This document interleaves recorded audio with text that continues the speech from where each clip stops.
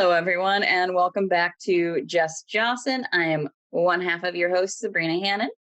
And I'm the other half, Jasmine Heron. This week we are back in the hellmouth for season 4, episode 5, Beer Bad. Yes. I think this episode might be why, I did not jump right into drinking beer in college. I didn't really drink any beer until my senior year because beer, bad. That's what Buffy taught me. I didn't drink any alcohol until 2 weeks before my 21st birthday. And then it was hard cider. Yeah. Actually, 2 weeks before my 21st birthday, it was a sip of champagne. But, and I got in trouble. And you got in trouble? And I got in trouble and I nearly lost my job. I was an RA. Mm-hmm. And I went to a university where people who were over the age of 21 were allowed to drink, but not in the presence of minors. And it was graduation because I have a June birthday. So it was like May 15th or May 18th or something like that. And some of my friends were, graduating, and they had a bottle of champagne. And I was like, I'm not 21 yet. Like, I'll leave. And they're like, it's 2 weeks before your 21st birthday. Nobody cares.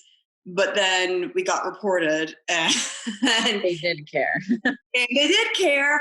And I was the only one underage. So they all got in trouble. And I was only 2 weeks before my 21st birthday. And it was a glass of champagne. But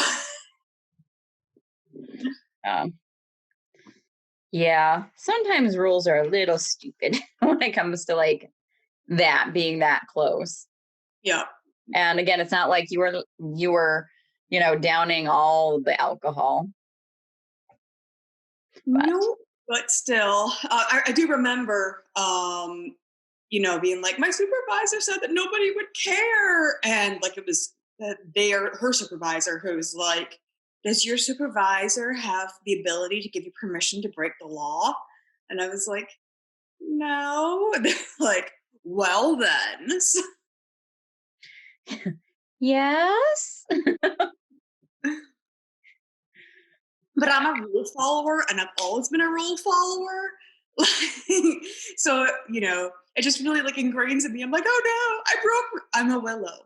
I'm a willow. Yeah, I'm much more someone so I am a rule follower to a point. Mm-hmm. If I don't have a reason for it, if there's no reason for the rule, nope, I don't care. I'm very much so by my own moral code. Most rules line up with my moral code, but not all do. So. Well, yeah, and I guess for example, I'm not a rule follower. There are several laws in place in Mississippi about sex toys. And I was like, no, I believe in sex toys and I'm pro sex toys. And I am not married, but screw you, Mississippi. I shall use sex toys. So I think I have more of a problem with morality laws that aren't actually about morality. Well, yeah, they're just about policing people's bodies and minds. And if it's not a safety, I totally believe in safety laws and safety rules. But if it's a morality, I'm just like, no. I'm a big believer in civil disobedience. So, I mean, that should tell you where I lie on things like that. And I mean, I do think laws and rules are in place with things like drinking or controlled substances have their place. That being said, 2 weeks out, that's arbitrary to me. That's just arbitrary. So that brings us back around to Beer Bad.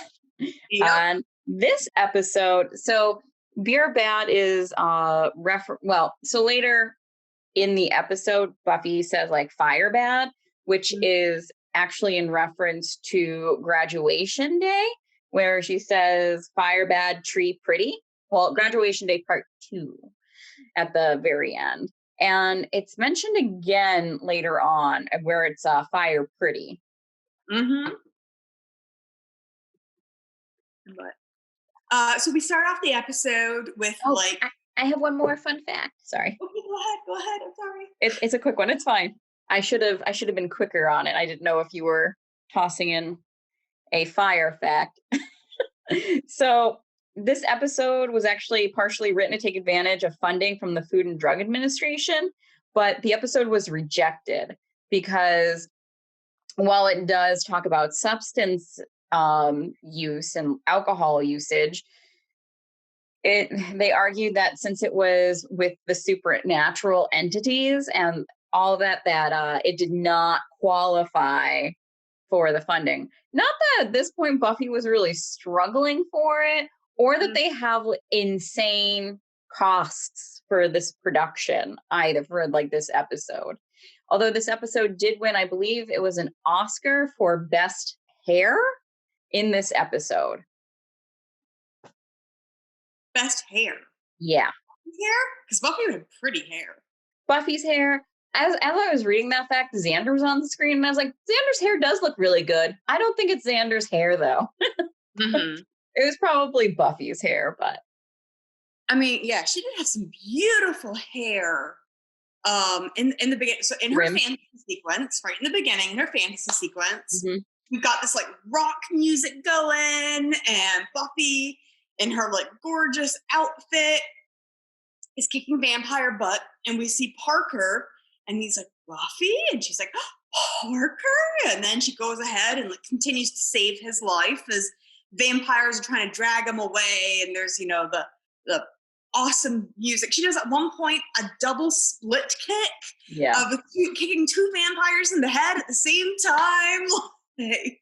And then when Parker apologizes and the music changes to like the violins and cellos or whatever, and it's like that epic scene in a movie basically where the lovers come together.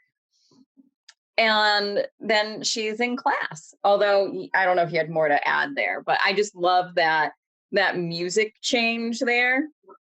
This is me playing an instrument, by the way.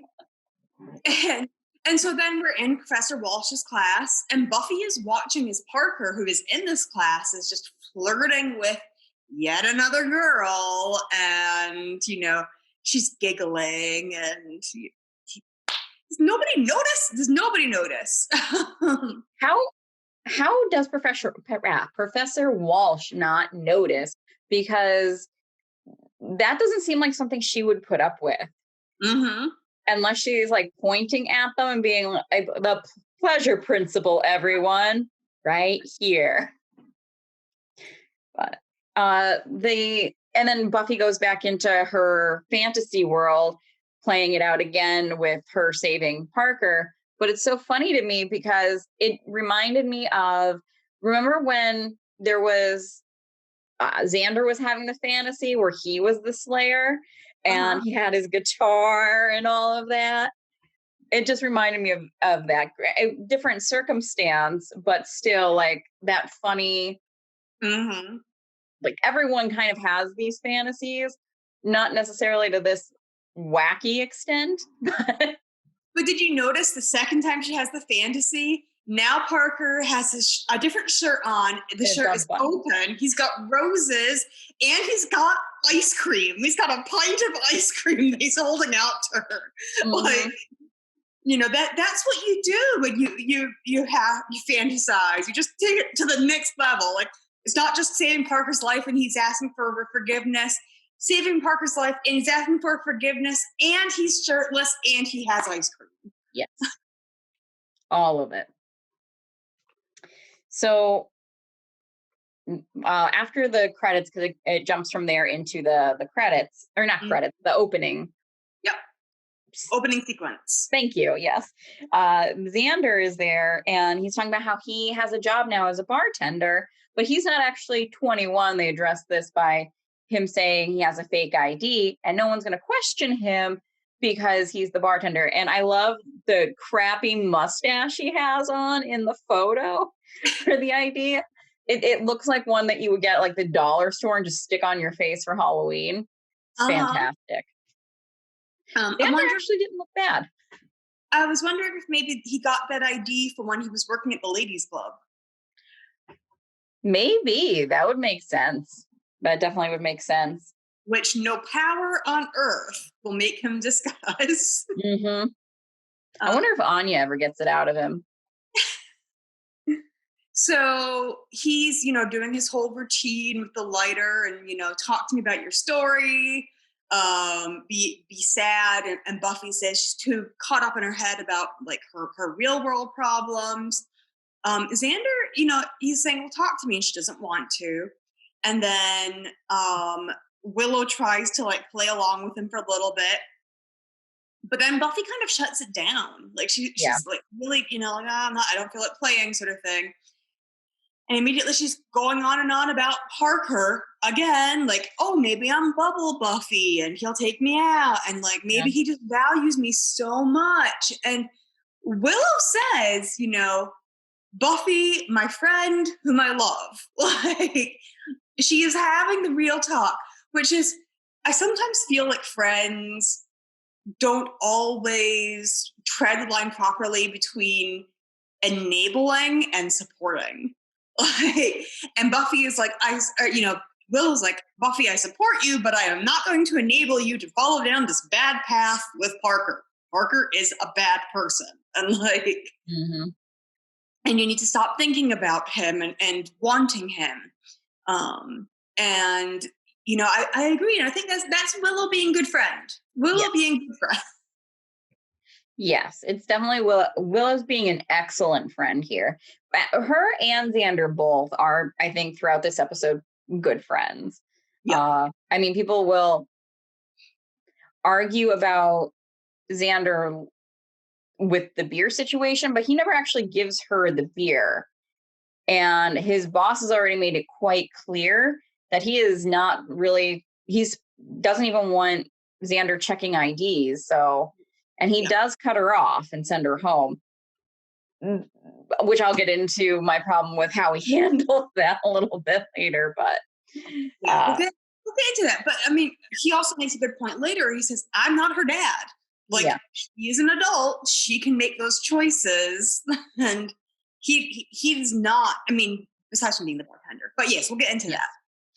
But yeah, so Xander's is one of my favorite lines, though, as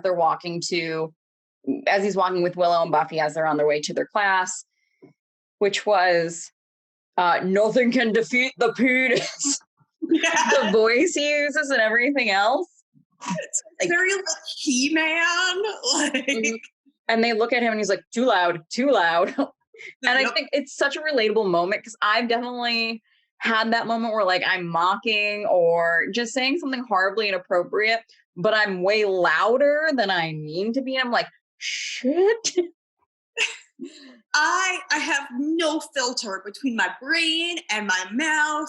And as a person who spent many years like legitimately studying sex and kink and stuff like that, I'm like, penis, vagina, blah. Just the other day, I was having a Zoom meeting with my brothers and friends, and I made a comment about a tart, meaning a tart, but being like, oh, I could get a tart sort of thing. And one of the girls was like, I wasn't sure you're making an innuendo because it's right in front of your brothers.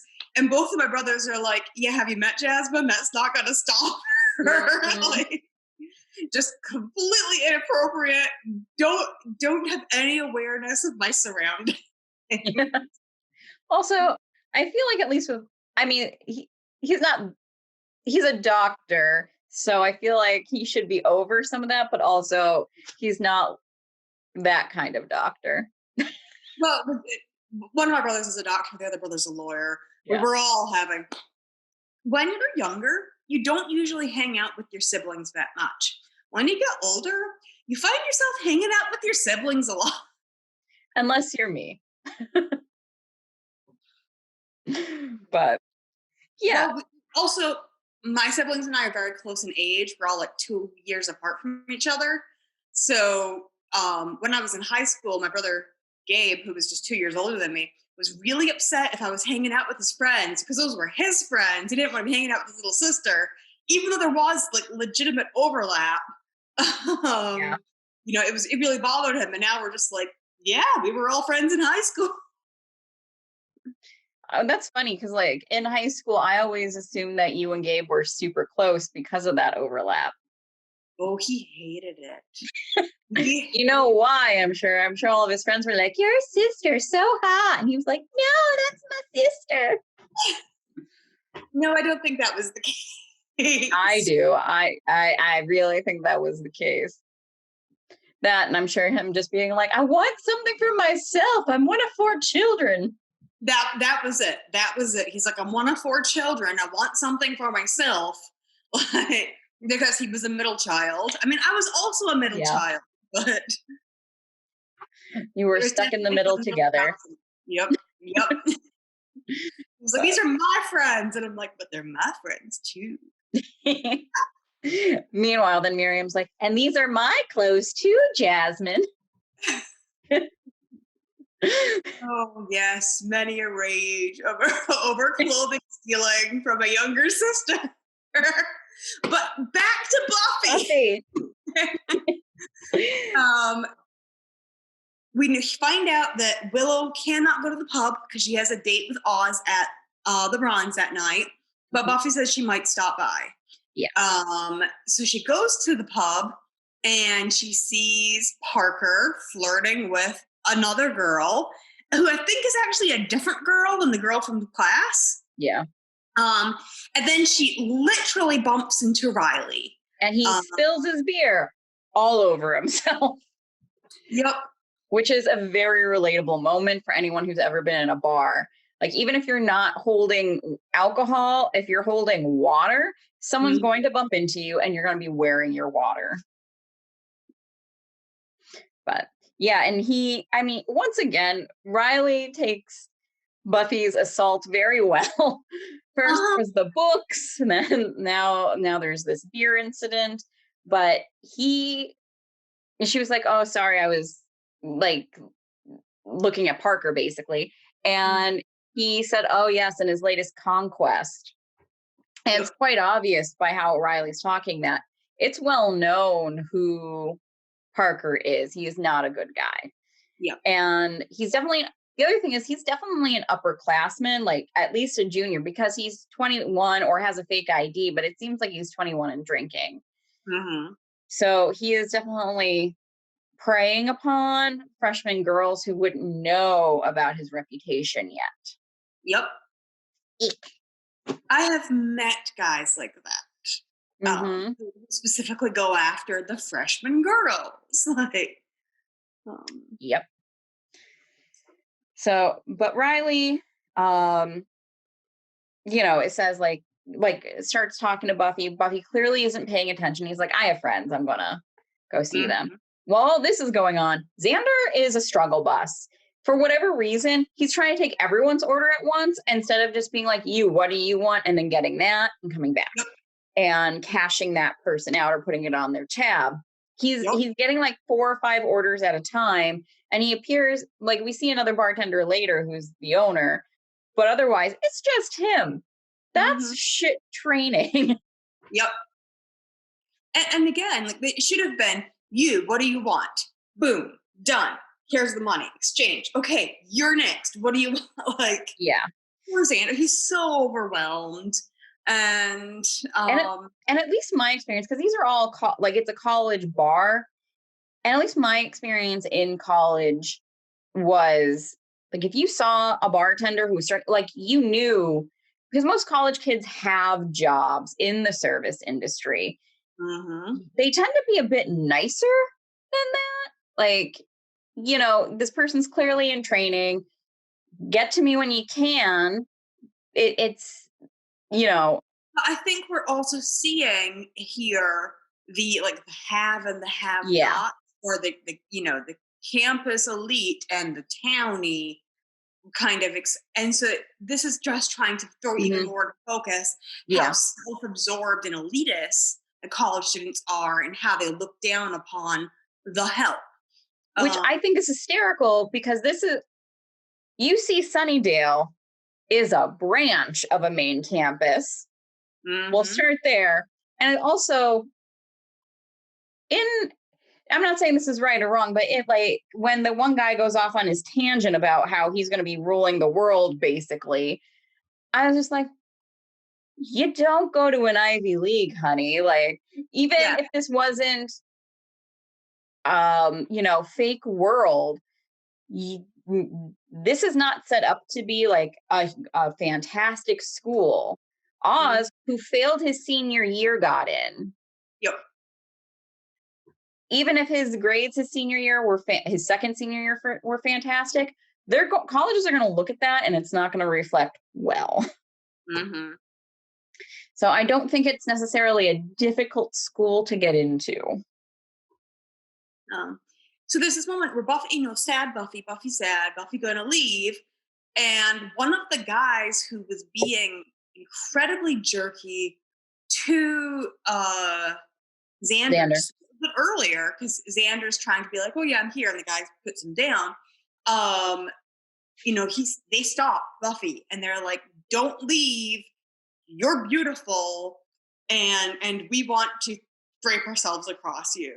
And to be honest, like, although a little scummy, I also think that was like, cute and friendly. Like, because there was no like lecherousness, really. Like, they weren't trying to grope her or anything. They were literally like, don't leave, like, we think you're beautiful, and like, we volunteer as tribute. Like, let us adore you.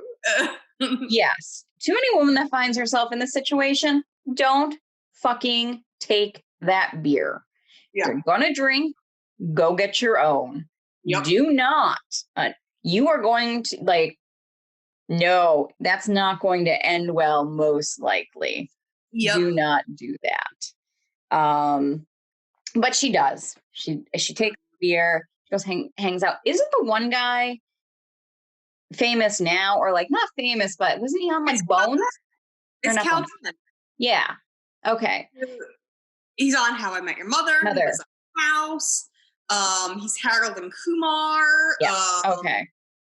And he also ended up working for the Obama administration.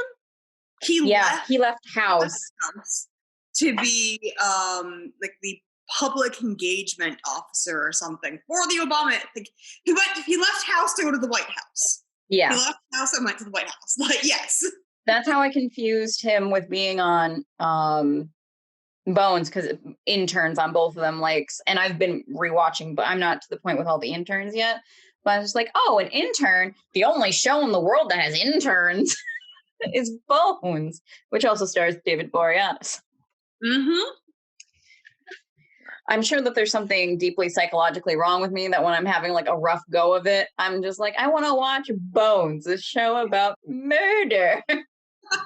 I've been watching iZombie recently, which is also a show about murder, but a cheesier show about murder.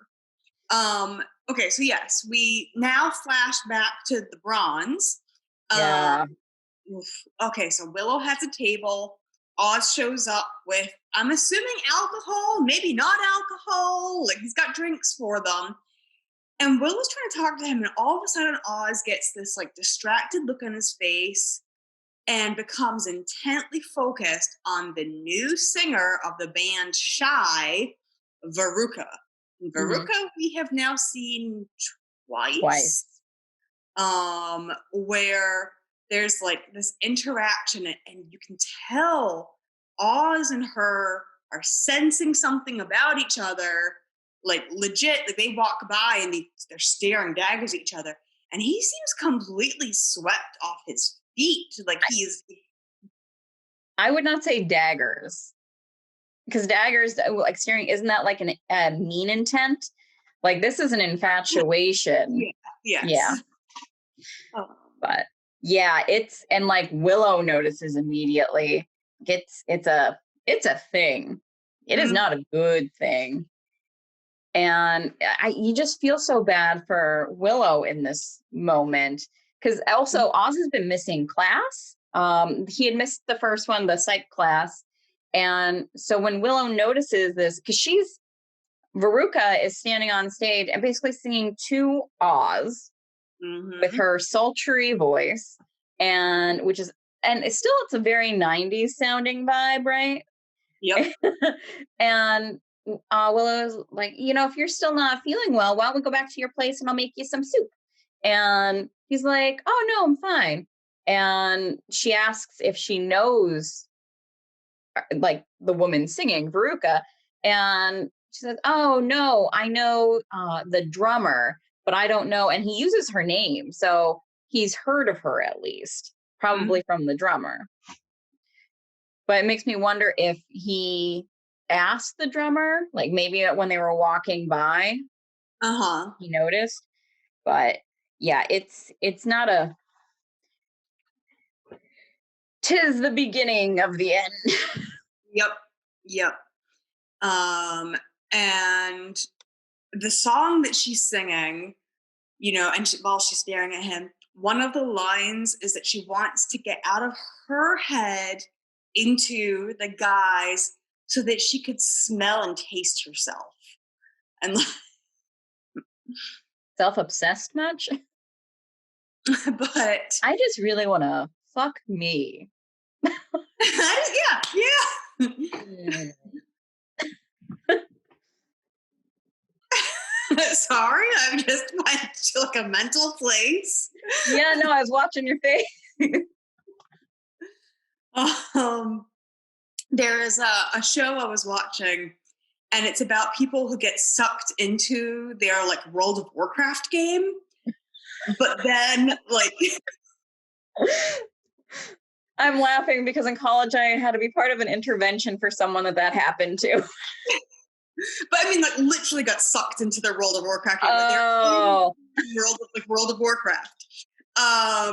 And they find out that if you have alts, like alternate characters, you become all of the characters. And so one of the characters literally has sex with him herself. We never find out what they were like in the real world, but one of them is like a black human male, and one of them is a female white elf. And we don't know which one of them is their like actual but they blink. So, and they're like, it's just like masturbation, right? Like, yes and no. Like that one I feel like is less weird than singing a song to somebody about you wanting to have sex with them and be in their head so you can taste and smell yourself. yeah, yeah. Somehow that's because you're removing the other person from it, I guess. There's no other sentient being that you're taking on this wild ride of yourself. But so back at the bar, these guys, like Buffy's now chugging Black Frost. I keep wanting to call it Black Forest, but Black Frost beer. And because that's what they're getting. Mm-hmm. And like she's sitting around and they're all acting kind of drunk, like having, philosophical-esque conversations, but about beer. And Buffy is just like, oh, you're all so smart. Mm-hmm. But not quite like that, more in a drunken way. And and she does at one point kind of be like, oh yeah, you like to hear yourselves talk. Mm-hmm. And the guys are like, oh no, we're losing her. Like, Yeah. keep her interested, keep her here. And Xander is trying to keep, like, he's keeping an eye out, like he's concerned, like he's making sure nothing's happening to Buffy. Yep. Again, I think that he's doing okay at this point.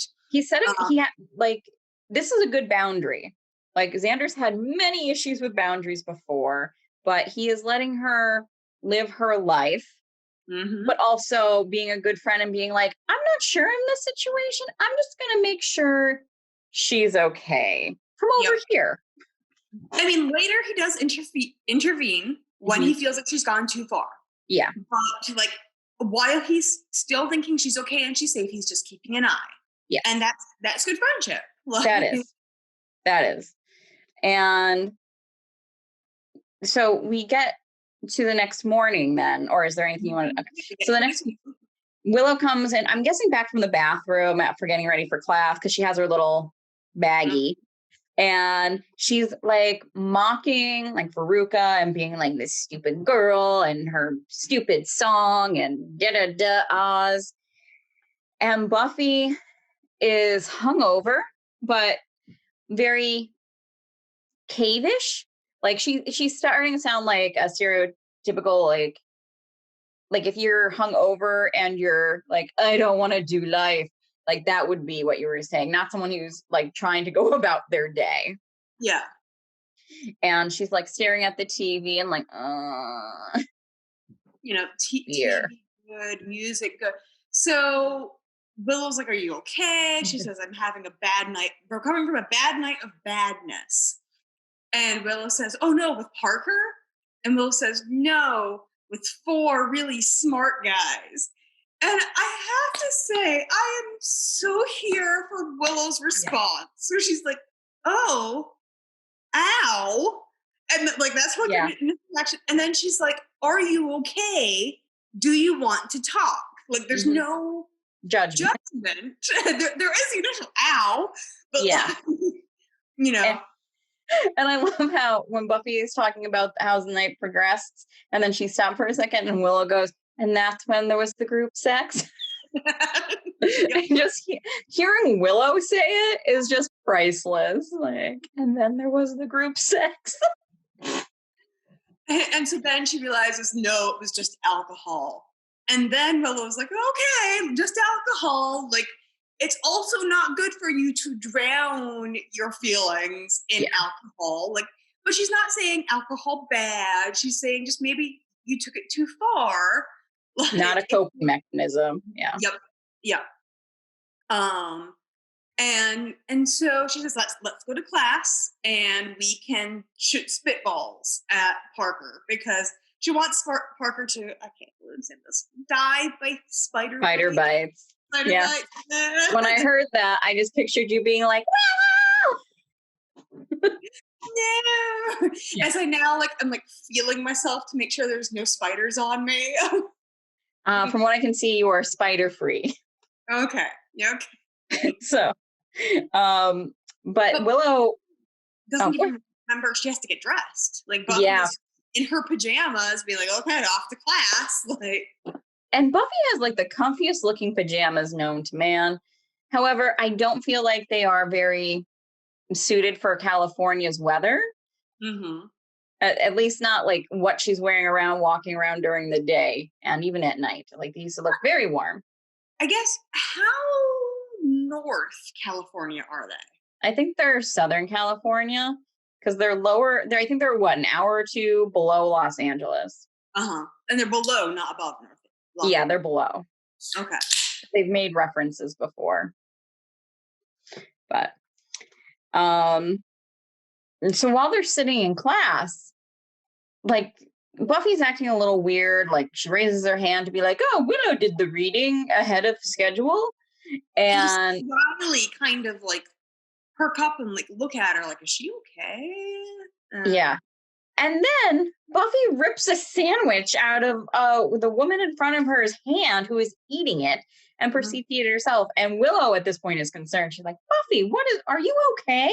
And she's like, yeah, why wouldn't I be? As she's like going nuts on this sandwich. Which is because, you know, at the same time we're talking about Ed. We're talking about the Ed in class. And there's Buffy just being all Ed, you know, want, take, have. It's like faith. Yes. So then we see this like elaborate test tube set up. So elaborate, different color vials and stuff like that. And once you go through a couple science classes, you know this would not be how this is going, but whatever's in it is draining out into, drumroll, the Black Frost beer. Mm-hmm. Oh, there is trouble afoot. And so we kind of see Buffy is going back for more alcohol. And I don't think it's quite nighttime yet. I think she's at this point day drinking. Like Yeah, she's met probably up happy hour.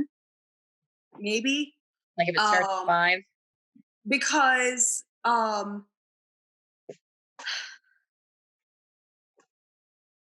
so the guys are there still, and they're talking and being dumb. And Xander's keeping an eye on them.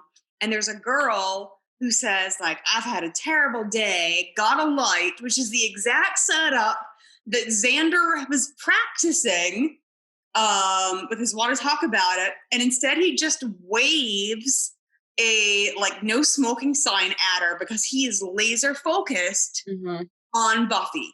Because now he's concerned. Yep. Like, because she's kind of like pushing guys and they're doing the "you're stupid," "no, you're stupid" thing. But he thinks she's really drunk, and it's early because there's nobody at the bar yet, really, besides from them.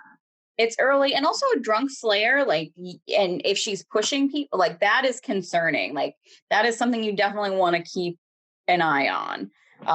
Also, anytime your friend starts to get physical with people, even if you're not working there, but especially if that's your job, you're going to want to like keep an eye on that and bust that up sooner rather than later. But at the same time, we see Willow leaving her dorm, and Oz comes up and asks if she wants to go with him to sit in on Veruca's band. He was asked to do that and thought that Willow would enjoy that. And she was like, oh, no, I'm on my way to the library. And he's like, I was trying to get a hold of you. And she's like, yeah, just got back in. Yep. Which I think Oz realizes she's not telling the truth, or has like an inkling. Like, he has to know something is off, but I don't think he cares enough at this point. Well, so I mean, she makes a kind of pointed comment where he says, like, I'm asked to sit in with Shy. It'd be nice if you were there. And she's like, 2 Veruca nights a month. Are you sure you want to share your groupie? Yeah. The comment that Veruca had made the night before, and to put down Willow. And Oz is like, oh yeah, I guess that wouldn't be fun for you. Like, no, it wouldn't be. To have her be by her, because when he's saying sit in, I imagine that means Shy wants him to play. Yeah. Because he's a bass player. So she would just be sitting in the audience watching him play? Yeah. Which, I mean, when they first started dating, Willow liked to do that when they were in high school. And she made the joke like, ooh, I think I'm a groupie. But that's very different. Also, they've been dating for a very long time now. And things change the longer you're in a relationship. And sometimes you no longer just want to listen to your boyfriend play a guitar or whatever, which you've seen done a million times. Especially, like, and that's, like, I mean, especially in this situation, but on its own, like, that's not necessarily the most fun. You add in Veruca, and certainly not. Yeah.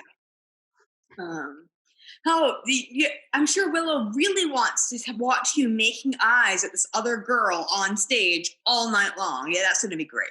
Yeah, most fun. He's kind of confused. You can see he's trying to work it through in his head. And so then we flash back to the pub, and Xander is noticing that, Buffy's not doing well. Like, he turns on music and she like is giggling and smacking the jukebox. Like, make more music. And he's like, okay, you're cut off. And at this point he says, I cut you off. And she goes, did it hurt? Like, But when your friend is so drunk they can't understand basic words, that's usually alcohol poisoning, not drunk anymore. And you probably shouldn't have sent her home by herself. Yep. He probably should have called Giles, honestly, to come get her. That is definitely a rockin', like, it's not like now where everyone has cell phones, or Uber, but, he's working, so it's that rough spot, right? And you especially don't want to send your friend home who's a woman by herself, drunk like that, to get back to her dorm room, even if she's the Slayer. Yep. But he does, and unfortunately, like, I want to say that's a very common mistake for people, like, through their 20s, not all the way through, but certainly the beginning part. Women tend to be better at recognizing not to do that, but then their male friends, but not always. Yep. You are going out drinking, always make sure you have, like, responsible friends. Yep. I was many a cock block back in university for like my female friends who were like, do not let me go home with a guy at the end of the night.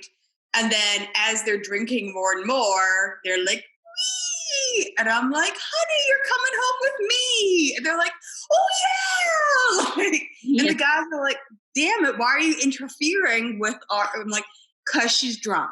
Like, cause she's drunk. And she told me before we started drinking that she did not want to go home with someone tonight. So, and someone includes you. Yep. And I was always, like, I guess, very clear when I was talking with my friends, when I was also teaching sex ed classes. If you have made the decision that you want to go out and have a bit to drink and go have sex with someone, great. Make that decision for yourself before you go out, like before alcohol is involved. That is you making like a consent decision that you as an adult are able to make. But once you start drowning in alcohol, you're no longer able to make those decisions. So, like, make that decision and then stick with it, or have someone hold you accountable to it before the night starts. And because I have no problem with people who want to go have a random hookup. And this is a Parker conversation. Like, if you want to go have a random casual sex hookup, use safe sex options, but by all means. But do not be predatory about it. Do not be, do not interfere with your own ability to make decisions. And it doesn't mean that you can't have a drink or two, but don't get so drunk that you don't know what's happening. Like, I rant. Oh, no. I think what you're saying is very important, and a very important distinction as well. So Xander has cut Buffy off and sent her home. Willow is at, I guess it's like a cafe, which is like in a basement type deal of probably one of the student buildings, or like one of the college buildings. It's like a coffee shop, I guess, because they have donuts there too. Yep, pastries. Yep. And she immediately sees Parker, and she's just like, oh, this guy? And he's by himself. So this is her perfect opportunity to tell him to stick it. And she marches over, and she tells him in no uncertain terms she does not like him, and what he did to Buffy was garbage, and he is garbage. And he's like, well, you're just not seeing things from my point of view. I didn't do anything wrong. I'm sorry, though, that Buffy is having such a tough go of it. She should really, have like gotten over it, basically. And I love what Willow does. So I think we can just string together this part without the interruption. So he proceeds to have her sit down and explain his side of things. And they're at a table. At one point we cut away and we come back and they're like in the corner on like a couch and a cozy seat. And he's, still going on about consenting adults and whatever nonsense bullshit it is that he's talking about. How can't people just come together in this crap world and have a night where they both enjoy themselves and then go their separate ways without any expectations, da da da da. And Willow's playing along at this point. She's like, oh, I never really thought of it that way. And like giving these eyes that are really innocent with her little smiles. And then Parker's like, can I tell you something? When his face when he does this. Yeah. He's like, oh, can I tell you something kind of personal? She's like, yes. And he starts going on about how he's really enjoyed their time together tonight. Clearly trying to get into her pants. It wasn't enough to get Buffy, who is having a hard time. Imagine how, like, if Willow wasn't Willow, him sleeping with her best friend and roommate, how that would have gone over. He's a bad guy. And Willow is just like, how gullible do you think I am? And she says, and like rips into him about like, you're just trying to jump my bones. She calls him out on all his shit, and it's fantastic. But really, he made a few good points, but he was twisting the situation to make himself sound innocent. He's like, can't people just have, casual sex? The answer is yes, people can have casual sex, but you did not treat Buffy as if you wanted casual sex. You actively pursued her as if you wanted a relationship. Then once you had sex, you treated it like casual sex. Like, that's different. 100%. And so the best lies are ones that are part truth. Like, so he's cherry picking the information and weaving it in such a way that it sounds really good, right? If you're like, it's because the points are valid. And if you get stuck on some of those points, you're not going to be able to see the bullshit. Yep. People do this all the time for nefarious means on the internet. Like they write their blog posts and whatnot. And we get to the society how we are today. It's basically a bunch of Parkers who are writing really shitty blogs now. But he, right after, Parker and Willow wind up getting conked on the head right after this, after she says that men haven't evolved since the cavemen, basically. Yep. But we have to jump back now to get to the caveman part. So as Willow is first talking to Parker back at the bar after Buffy has left, Xander's trying to close up and he's like, okay, guys, the 4 guys that are there, you got to pay up. Like, It's over. And they are kind of acting like monkeys at this point, like pulling off their shirts, kind of like picking at themselves. And they don't know how much money they're like. They have a $38 tab and they hand them like $60. And how cheap is that beer for them to have drunk that much and to only be a $38 tab for the entire group? Well, it was the early 2000s. So this would have been like, I mean, it was almost a full decade before I was legally able to drink. So, and they have at least my college and around my college, they had crazy drink specials. They would have penny drink night where you would it would be a pint of beer for a penny. And it would only last for maybe 2 hours, or like ladies drink free for 2 hours. Mm-hmm. Those are vicious nights. Vicious. So like lots of elbowing. I was not a bar person or a drinking person. So I guess I just missed all that. Yeah, if you knew where to go, and I'm sure other places were like that too. Like if you, like a campus bar, they're going to be making all their money by getting you in and like hopefully hooking you in with the cheap beer, but getting you to then buy like food or whatever the hell else they have, like transitioning you to other alcohol. But yeah. But yeah, okay, so they're completely out of it. They owe $38 in the tab. Xander's like, and 30% tip? And they just hand him over like, another $50 or something like that. Stack of money, basically. And he's like, great, that's awesome.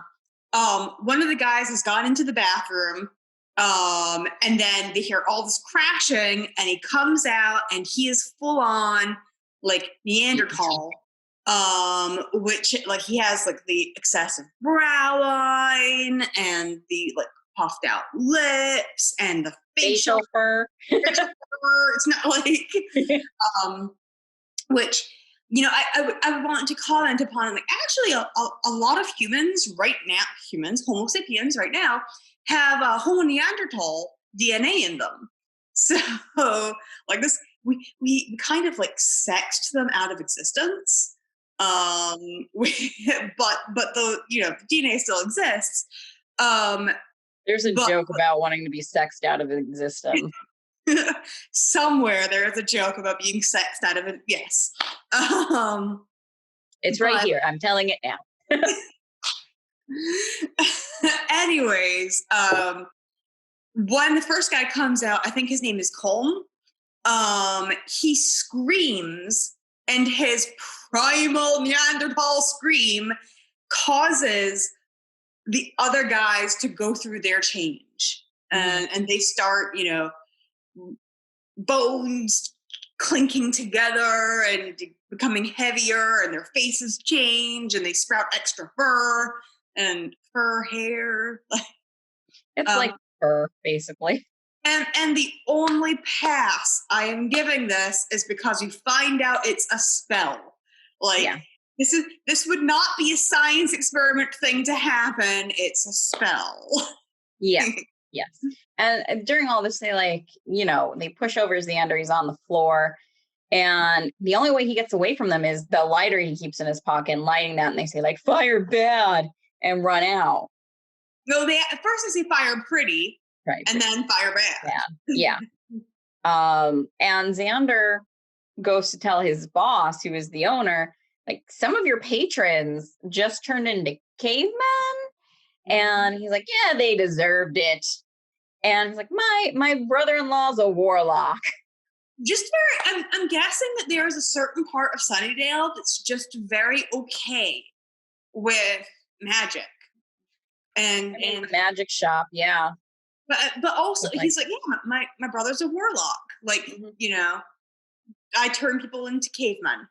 And he's like, I thought it'd be funny. They deserved it. Beer makes all men the same, is what he said.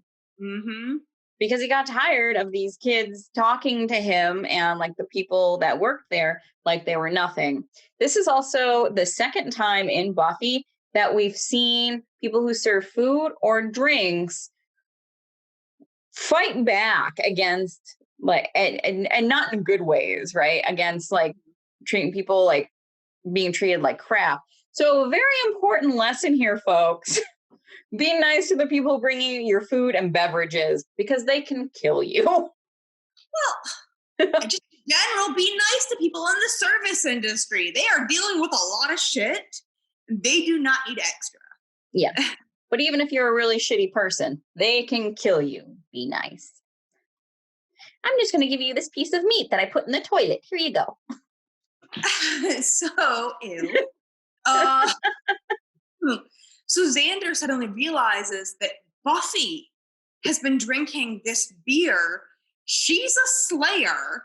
The guy's like, it's fine. It'll wear off in a day or two.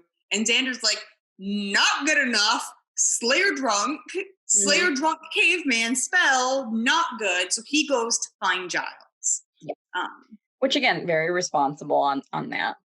Which, I mean, it's basically going to a parent and being like, okay, look, this got out of hand. But I do believe he pops his head back in and goes, you're a bad, bad man. Yep. So then Giles is scolding Xander. And he's like, I can't believe you, sir. And he's like, well, I didn't know it was a spell. And he's like, but you knew it was beer. And Xander's like, she's an adult. Like, Yeah. yeah, 18, 19 at this 19 at this point? 18, because I don't think we've had her birthday episode yet. Mm-hmm. Right? Yeah, the last birthday episode. And yeah, we haven't had one yet this season. Okay. So It'll be after, because it'll have to be after the Thanksgiving episode, which is one of my favorites. I'm so excited for that. Anyway. But yes, anyways, she's an adult. She's over the age of 18. I'm not her father. She can make these choices. Mhm. When it got out of hand, I stepped in. And now I've come to you, oh father figure, because you know. And they walk into her room, and Buffy is, what was she painting in? Pudding? I hope pudding. I'm hoping pudding. We're all hoping pudding or like a brown marker that she busted open. Yep. Because the options are not good. But yeah, so they find her drawing cave paintings on her wall, and she slaps one of them and says, "Parker bad." And so they, she's entertaining herself with a spinny chair for a bit and falling over. And I love Giles' reaction. He's like, it's quite fascinating, really. Yep. This is another thing, like where she's painting again. I'm just like, oh my God, Joyce and Mr. Hank Summers, the bill they are getting for that room, like, yep. Not good, Buffy. Also, while they're looking for Buffy, the cavemen, one of them gets hit by a car, and the other three chase after these women. Yep. And one of them has picked up a giant stick club that they're like, woohoo, we can hit people with. So they literally, club women, grab women, and drag them down to the coffee shop where Willow and Parker are, which is when Willow points out, she's like, men have not evolved. This is prehistoric times. And then they come in all caveman-like, and she's like, see? But then, of course, her and Parker get bopped on the head with said stick. There's no one working at this coffee shop. There's no one. Like, because you don't see anyone flee, really, like, that would be working there. You don't see anyone serving anyone. And the fire that starts definitely would have brought them out from hiding. Yep. So that's a little plot hole, I think. But Buffy, so Giles is like, okay, we got to figure something out about this. Why don't you stay with Buffy and to Xander? And then Buffy starts aggressively and kind of sexually smelling Xander. And Xander's just like, what? But he's like, nope. Yep. Like, not okay. Which good Xander, because Xander's with Anya now. They've had this discussion that they are dating. There's date-like qualities to their lives at this point. Yes. And I think Xander's over his Buffy crush at this point.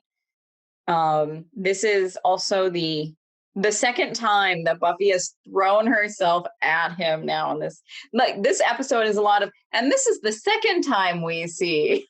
Yep. So Buffy runs outside. Giles and Xander try to follow, but they can't keep up. And then Xander finds her outside. She can't find the beer. She wanted more beer because beer foamy. And can't find the beer. And then they see smoke. And they go chasing after where the other three drunk guys, because one of them got run over, are basically, I'm pretty sure, about to rape these girls. Yes, they definitely were, until they built the giant fire, which caught, they built a small fire which caught other stuff on fire because it was indoors, and now have a towering inferno going with one girl conked out, one's awake, but also then Willow and Parker are still out.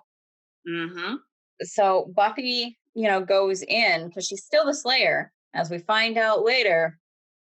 there are cave woman slayer Mm-hmm. So she runs in and she's looking and she burns herself on the fire and like, ooh, hot. And she sees Willow out. And that's when she springs into action She because, grabs a fire extinguisher, oh, yeah. can't remember how to use it, so she throws it at the fire. I could, like, eventually, once that got hot enough, wouldn't that explode? I don't, right? I mean, I don't know the science behind fire extinguishers when they're not used to put out fires, but are thrown into it. But There are 3 different types of fire extinguishers. Some of them are just water, and so that wouldn't really do anything. yeah, But some of them are chemical fire extinguishers, and I don't know what would happen if they got hot enough. yeah. But Buffy, in her cave woman state, realizes like she can't get back over the fire, so she sees a window, opens it. Mm-hmm. As she's going back for Willow, the 3 cavemen just make a run for it, and then the 2 girls get up and they get out. So Buffy's taking Willow out. She starts to like wake up as Buffy throws Willow over her shoulder and climbs her out and then goes back in because she did notice, like, she notices Parker. Mm-hmm. And she conks him back out because he does get up and he's like, Buffy, what do we do? And she's He's like, all panicky. He is all panicky, and she just very calmly knocks him unconscious, picks him up, drags him out. which, to be fair, if I woke up in a room that was on fire, I would be panicky as well. That is the one pass I will give Parker. He has head trauma, and now his lungs are filling with smoke. Yep. And so Buffy, again, carries Parker out. She is now cleared the room so the fire department can handle the situation. And Xander has locked the 4 Neanderthal guys in some random SUV that does not belong to him. But it was unlocked. And Buffy is like knocking on the window and like, like, oh, hey guys. And the guys are like, girl. And they're having this conversation. And then Parker approaches Buffy. Love this. Love this scene. And he says the thing that you want him to say, or Buffy wants him to say. That Buffy, I don't want him to say. Excuse me. He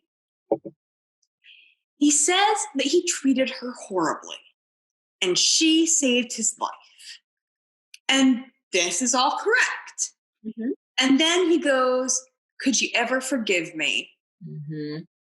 And it's almost like a slide back into and can we boink?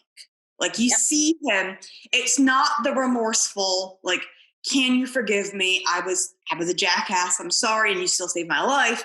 He immediately is trying to go for the slide and Buffy boinks him on the head. She's like, oh, you want to boink? Boink. Boink. And then she stands over him just like with her head tilted looking at him as Giles and Xander and Willow come over, all kind of twist their heads a little, look at him, and then they all walk away. Willow has the best, most satisfied smile on her face.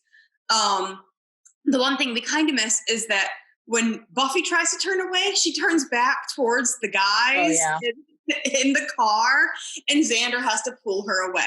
Yeah. But Xander asked Buffy, have we learned our lesson? What did we learn about beer? And she said, foamy.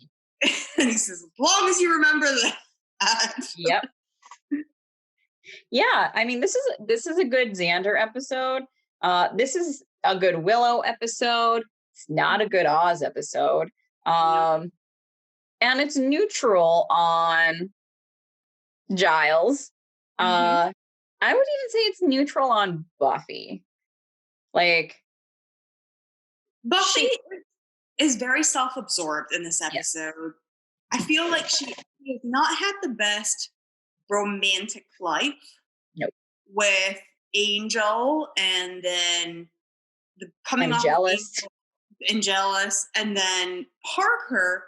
She's just really she's in a little bit of a spiral right now. Mm-hmm. And her friends are supporting her, but she also needs to get like Willow said, she needs to get out of her head. She needs to like find better coping mechanisms than this, like because she's become way too obsessed over romance. Mm-hmm. Yeah, at this point. So the one of the problems that I have with the show as a whole is very much so that Buffy throughout is kind of defined by whatever romantic partner she has, or missing a romantic partner. Like that's that's a big part of the series. Like each season, there's someone, and it doesn't always have to be that way. I mean, Giles very infrequently has someone who he's romantically involved with. He's a great character on this show. I mean, you can even say that about Joyce. Like, yeah, but Buffy's not the only character like that. Xander often has a partner. Willow often has. Yeah. Yeah, like all the young folks. Yep. I thought for a second you said Zillow, and I'm like, is that a Xander Willow combination? The Zillow? Although that if they ever got together, it would be Zillow. Yep. Not Wander? Not Wander. That sounds like something I'm gonna wander you real good. Well, Zillow reminds me of that real estate website. I know, which is why I like it. But yeah, like the younger folks definitely all, I mean, because even Oz, right? Yeah, Spike too, because like he's with Drusilla, he's pining over Drusilla. I mean, there's Harmony but man, I mean, Harmony, I think, winds up being one of the few characters that goes on to, an Angel at least, to not be obsessed with a relationship. Harmony. Like, what? But yeah, everybody else is Buffy's happiness is very much so tied to what's happening in her love life. And that makes sense when your snuggle bunny turns into a psychotic killer trying to kill you and your friends. That should be very upsetting to you, and should be very upsetting to you for as long as he's doing that. But like the stuff with Parker and everything, like that is very problematic to me. Well, anyways, next week we are back in Los Angeles with Room with a View. Not the E.M. Forrester novel. Yep, it's RMW/AVU. Because this is back in the time of classified ads when people had lots of little acronyms for. They think they charge by the letter or something, probably, right? Charged by the character. So, which is it's a good episode. It is. I really like this episode. It's a good Cordelia episode. It's a fantastic. I think it's one of her best. Yep. All right. Well, thank you for just jostling with me this week. Yes, and we will see you all in bright, sunny LA with a vampire who parades around in the shadows next week.